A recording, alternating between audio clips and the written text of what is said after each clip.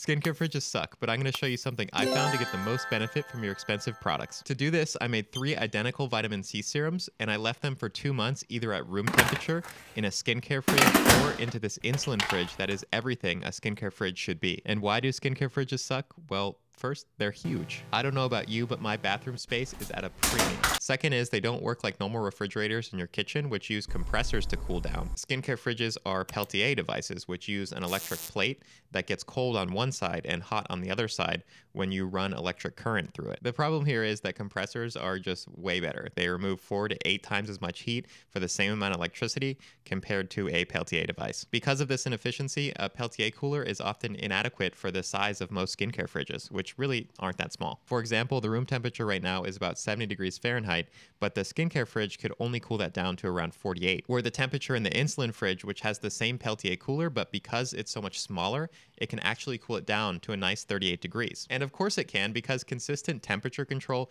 is important when you're storing insulin and other biologic drugs. Companies that are selling skincare accessories don't really have the same standards. Now you might be saying, but I have so much skincare, it's not all gonna fit into that tiny little insulin fridge. But most products are formulated to last as long after opening as this symbol indicates and don't need to be refrigerated. You only need room in your skincare fridge for particularly heat or light sensitive products. Heat sensitive drugs like Triluma are obvious examples, but in my little insulin fridge, I only put highly unstable vitamin C and hypochlorous acid. All my other skincare stays outside at room temperature, and if you want to know my whole routine, then subscribe because I'm going to post a video soon. And if you really need more space than this in your fridge, then you're probably doing skincare wrong and need to work on making a more selective and tailored routine. And as you can see from this test, there is some merit to the concept of a skincare fridge, as the vitamin C serum left outside for 2 months is yellow and oxidized and will likely be a less effective antioxidant. The bottle in the regular skincare fridge was also yellow and oxidized and really not that much far behind the room temperature bottle. But the bottle stored in the insulin fridge looks about the same as when I put it in 2 months ago,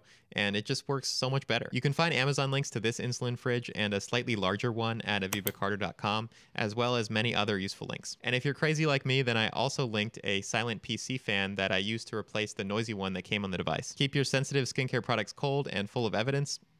Okay, bye.